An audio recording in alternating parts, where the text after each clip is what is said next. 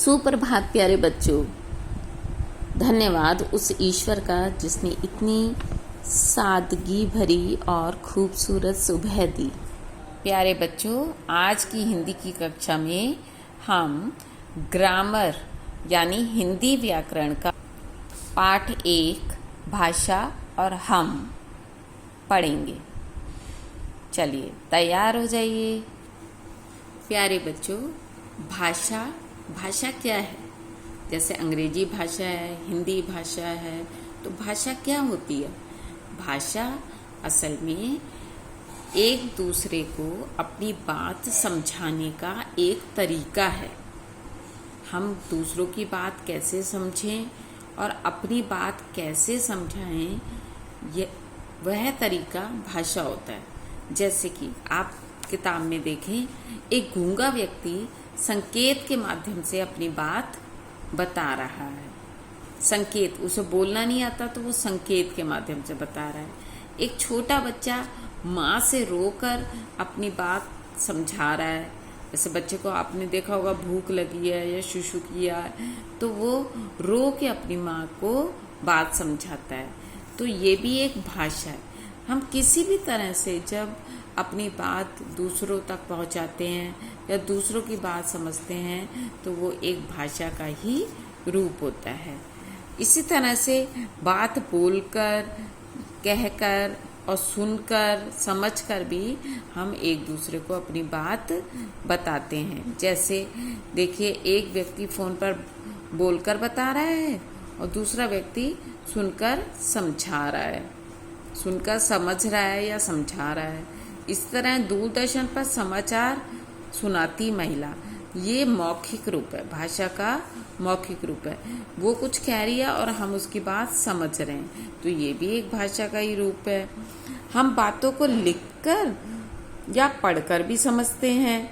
जैसे कि कक्षा में जो अध्यापिका होती है वो बोर्ड पे लिखकर समझाती हैं और पिता को पत्र लिखकर पुत्र अपनी बात समझाता है। तो हम लिखकर और पढ़कर भी एक दूसरे की बात समझ सकते हैं।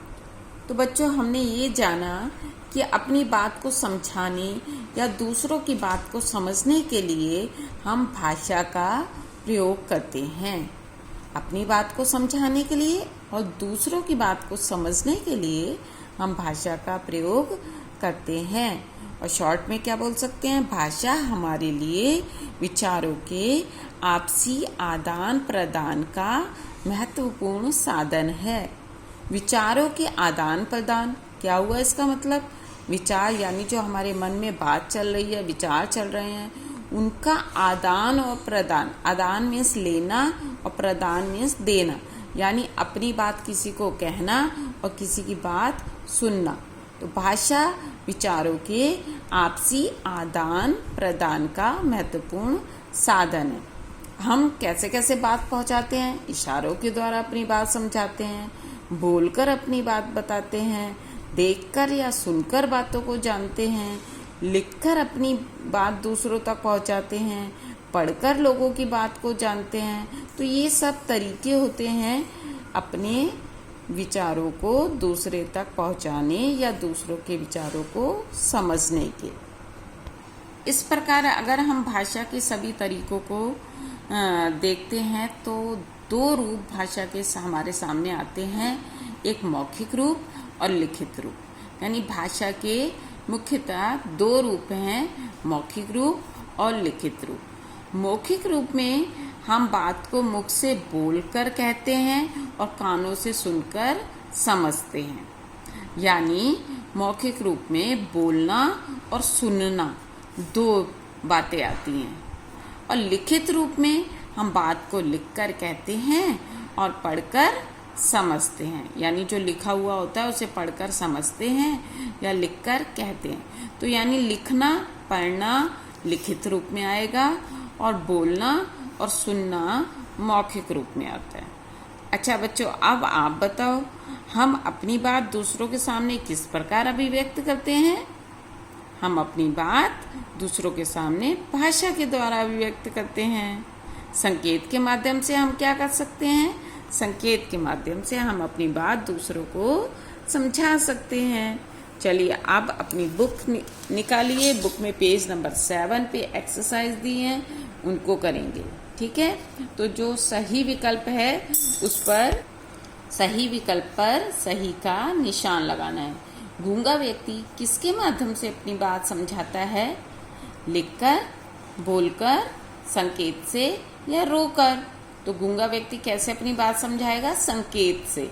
तुमने देखा होगा वो हाथों से इशारा करते हैं, है ना, तो लोग उनकी बात को समझ जाते हैं। तो गूंगा व्यक्ति संकेत के माध्यम से अपनी बात समझाता है। सेकेंड, भाषा हमारे लिए किस बात का साधन है? तो भाषा हमारे लिए विचारों के आदान प्रदान का साधन है। तो फर्स्ट ऑप्शन करेक्ट है, भाषा विचारों के आदान प्रदान का साधन है। नाउ तीसरा देखिए, भाषा के कितने रूप हैं? 6, 4, 3, 2 या 1। तो भाषा के 2 रूप हैं, मौखिक भाषा और लिखित भाषा। बताओ नीचे गई कौन सी बात सही है और कौन सी गलत है? तो जो सही है उस पर टिक लगाएंगे, जो गलत है उस पर क्रॉस लगाएंगे। तो पहला है, बोलकर हम दूसरों को अपनी बात सुनाते हैं या लिखवाते हैं? तो बोलकर हम अपनी बात दूसरों को सुनाते हैं। तो ये भाषा का कौन सा रूप हुआ? मौखिक रूप। भाषण देने के लिए हम लिखते हैं या बोलते हैं? तो भाषण देने के लिए हम बोलते हैं, ये भी भाषा का मौखिक रूप है।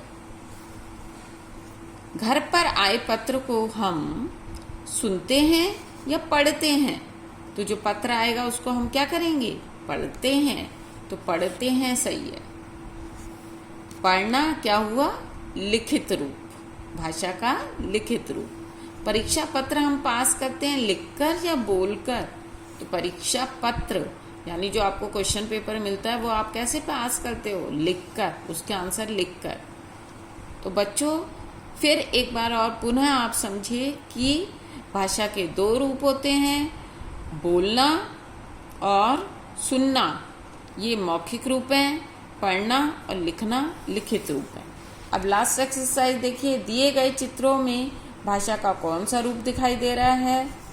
तो देखिए यहाँ पे नेताजी भाषण दे रहे हैं, तो भाषण यानी वो बोल रहे हैं, तो बोलना और सुनना ये मौखिक रूप होते हैं, तो ये मौखिक है। आप देखिए इस पिक्चर में आदमी रेडियो से संगीत सुन रहा है, तो जब सुन रहा है तो मौखिक भाषा, ठीक है, तो मौखिक पे टिक लगाएंगे। अब इस पिक्चर में एक अंकल पढ़ रहे हैं, है ना, न्यूज़पेपर पढ़ रहे हैं, तो पढ़ना और लिखना लिखित रूप में आते हैं। अब ये बच्चा लिख रहा है, तो ये कौन सा रूप हो गया? लिखित रूप। तो बच्चों आपको ये पूरी एक्सरसाइज अपनी बुक में करनी है, ठीक है, बहुत ही सोच समझ के और सुंदर हैंडराइटिंग में। ओके, तब तक के लिए धन्यवाद। मिलेंगे अगली कक्षा में। अपना ध्यान रखिए, सोशल डिस्टेंसिंग मेंटेन करके रखिए, बार बार हाथ धोते रहिए और अपना और अपने परिवार वालों का ध्यान रखिए। आपका दिन शुभ हो।